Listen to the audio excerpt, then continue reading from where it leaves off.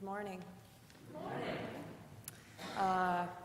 My name is Courtney Madsen. I'm the office director for Church World Service in Jersey City.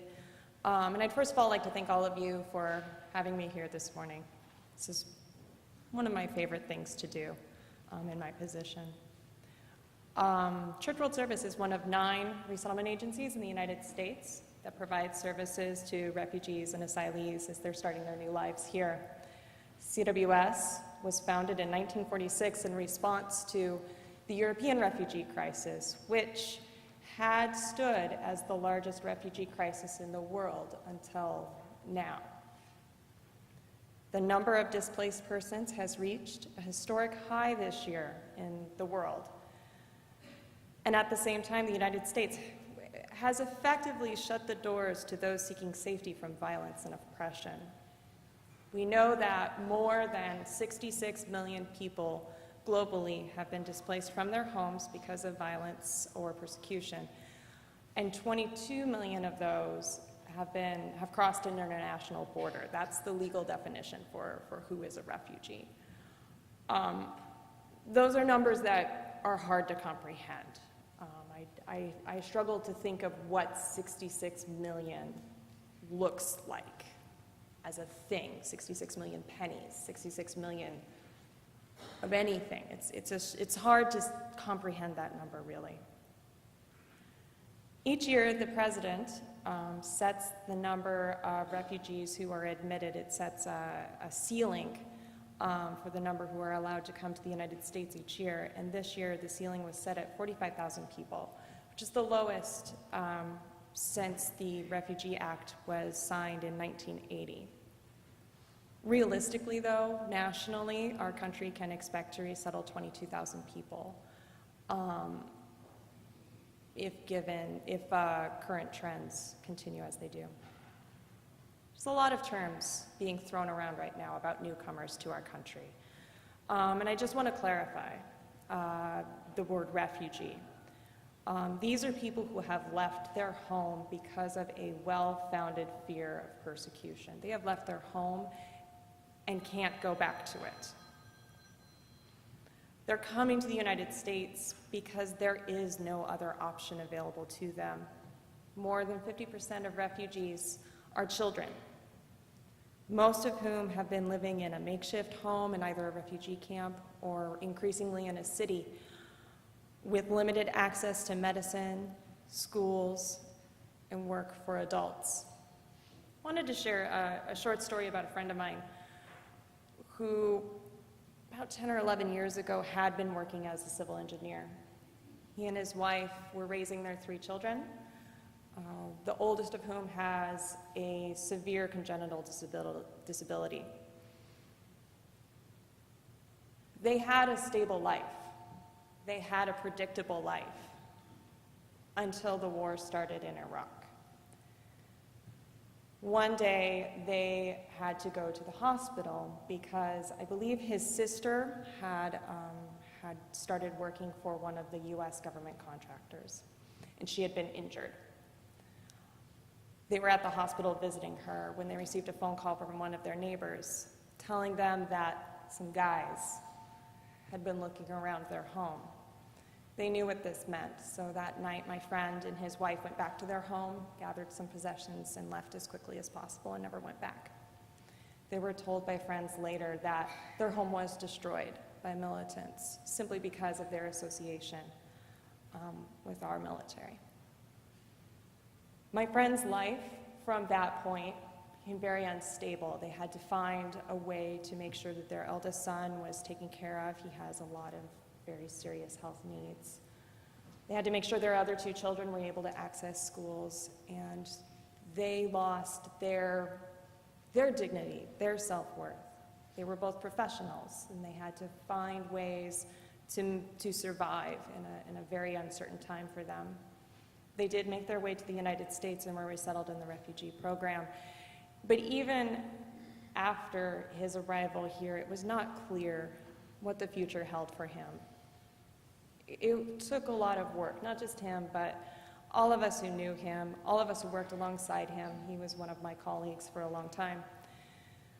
The last time I saw him, though, He was a U.S. citizen, a homeowner, and he was taking his second oldest son to look at pre-med programs. They were trying to decide between USC and Johns Hopkins, and at the time I was a West Coaster, so I was like, do USC, but I don't know, maybe I've switched sides now, but the point I want to make there is not so much about what happened to my friend and why he came to the United States, but what happened to him after he got here.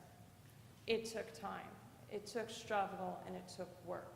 Because he had that opportunity, he had what, on the surface, is actually a very boring life. He owns a home in a suburb of Seattle. He takes his kids to college tours. That, in the end, is what refugee resettlement is. It's about an opportunity to have a life of dignity that is driven by the individual, not driven by fear or persecution or limitations on what you can and cannot do, or you can go and cannot go, but driven by self-determination. Given the overwhelming global situation that I just described, what can we do here in New Jersey, here in the United States? We face a couple of challenges with this refugee crisis. The current administration has said that they believe that funds could be better spent by helping people overseas. They argue that it's actually more, the dollar goes further if you just help people who are in the camps currently or displaced currently overseas rather than bringing them here. Others have said to me, why should we bring these people here when we have so many problems of our own? With all of us who are here, we have our own issues that we need to be working through. And I have to admit it. At face value, these aren't unfair points. These are fair points. But they do neglect the core teaching that we're talking about today, when Jesus said that all commandments and all the laws, they really boil down to two directives. Love God with all your heart, soul, and mind, and love your neighbor as yourself. For me, this means looking at the refugee crisis and trying to see how I can love those people as me, how I can see them as me, how I can see them as my equal. So this for me does not mean, throwing them a little bit, hoping it goes as far as it can. It means really thinking through how to offer them the opportunity to have a life as blessed and as prosperous as mine has been. Refugee resettlement is not and should not be a handout. It is an opportunity. And it is something that Jesus talked about when he talked about lifting up the poor and the oppressed, and something that the United States has always held up as an ideal. Giving people this kind of equality and this kind of opportunity, it's not easy, and it is not comfortable. But love isn't easy, and it isn't comfortable. It is a challenge.